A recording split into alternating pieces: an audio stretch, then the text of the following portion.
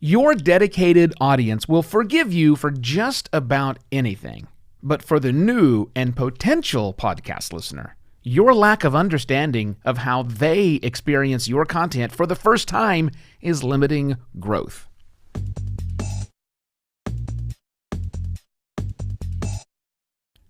Hello and welcome to another Podcast Pontifications with me, Evo Terra. Look, the way you make your podcasting efforts better is by living up to the hype.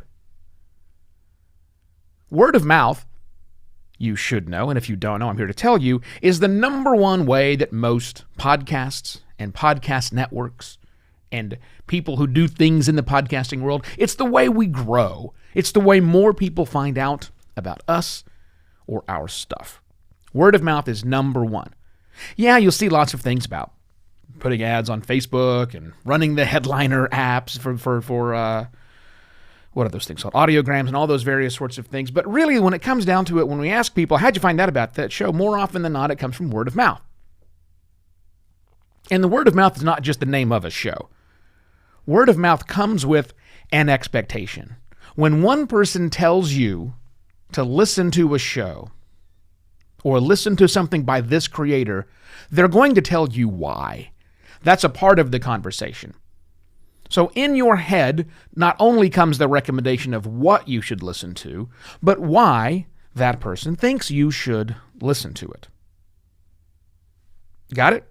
Now, imagine what happens as you have just been told about this amazing podcast that features wonderful travel stories. Stories about travel and destinations you could never go to. Super exotic, crazy travel, but it is just, man, it's so inspiring to hear it's crazy and fun and wonderful and aspirational and whatever. That's the hype I'm giving you. Now you go check out this podcast. You decide to give it a shot. And the episode you listen to fails to meet up with that expectation. And the reason it fails is because it starts out maybe with a rambling conversation about nothing at all related to the topic at hand. Maybe there's a guest voice on the show talking about travel insurance or something else that fails drastically to meet that expectation that you had set forth in your mind. Are you going to keep listening? Here's how I want you to answer that question. Pretend that instead of this being a podcast, this was a movie. I make a recommendation to you to go see a movie, Jojo Rabbit, for example. And I tell you how wonderful Jojo Rabbit is and all the reasons why I loved the movie Jojo Rabbit. You go to see Jojo Rabbit. You go to the movie theater. You buy your ticket. You sit down and you start watching Jojo Rabbit. How much time will you give yourself in that movie theater if the following conditions are true?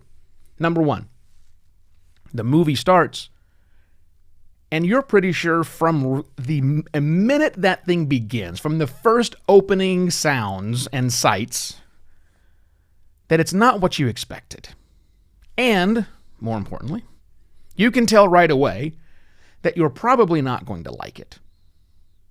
How long are you going to sit in that movie theater before you get up and walk out? Your answer might be different, but I asked a few people this question, and the overwhelming majority is, well, I trusted the opinion of that person, and even though this doesn't seem like what they sold it as, and I don't think I'm going to like this thing, I just paid $15. So I'm going to wait out. It's going to take a while before I bail on this thing. In fact, I'm probably not going to bail on it.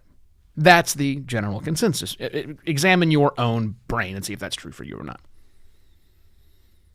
Let's turn it around and make that a Netflix show or an Amazon Prime or a Hulu or Disney Plus or whatever, and it's a movie. Same movie's available suddenly on whatever streaming service that you want. And you sit down at night, it's 8:30, kids are in bed, you got nothing to do for the next 2 hours, you say, I'm going to watch this movie. And those same conditions hold true. Now when are you going to bail?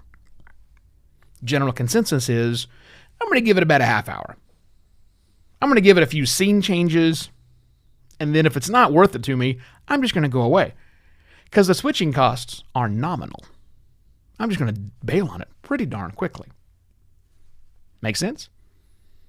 Think about it from a television show, a television series that is a regular daily or weekly occurrence. It's some comedy show, it's some news program, it's whatever it is. And some person sells it to you and you say, you got to check this thing out. It airs Fridays at 7.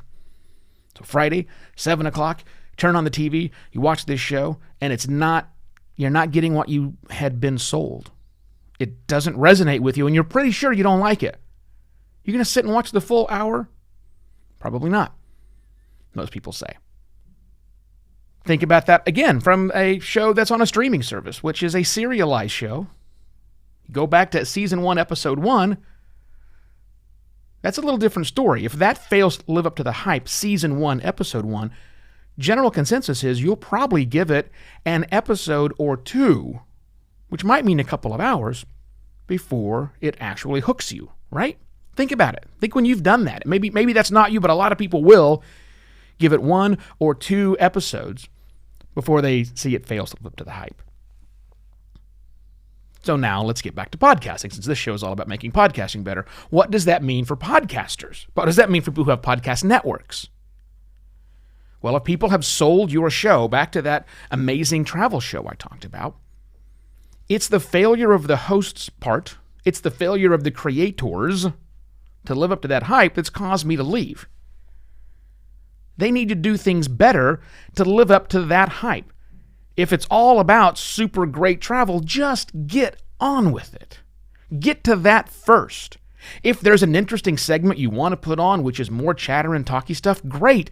But don't let that get in the way of somebody new that's listening. Maybe that first episode that someone listens to because it's the last thing in your feed, the most recent thing in your feed, is a piece of bonus content. And it's just an interview. Back to my travel exotic locations podcast example. Maybe it is an interview that you've done for a bonus thing, or because you were paid to do some sponsored thing for a travel insurance company. That's going to be jarring to your potential listeners. Your audience will forgive you, but your potential listeners will say, no, I don't think so. So the way you fix that is you preface it. You say, this is something new. This is something different than what is normal. If you have never listened, don't start here. Those sorts of things. Give your potential audience some guideposts of what to do. And also just find out, do those bonus episodes really help, or are they hurting? Think about that. You don't have to do it. Your feed itself, the list of podcasts you have available to someone. Are you taking advantage of the new tags that we have? So in case it is a serial show, is it flipped over so that, they get season 1, episode 1 first? Are you properly tagging things as bonus so that they don't show up out of order in other weird places? Help your potential listeners understand what they should listen to so they have a good experience right away. Even your website.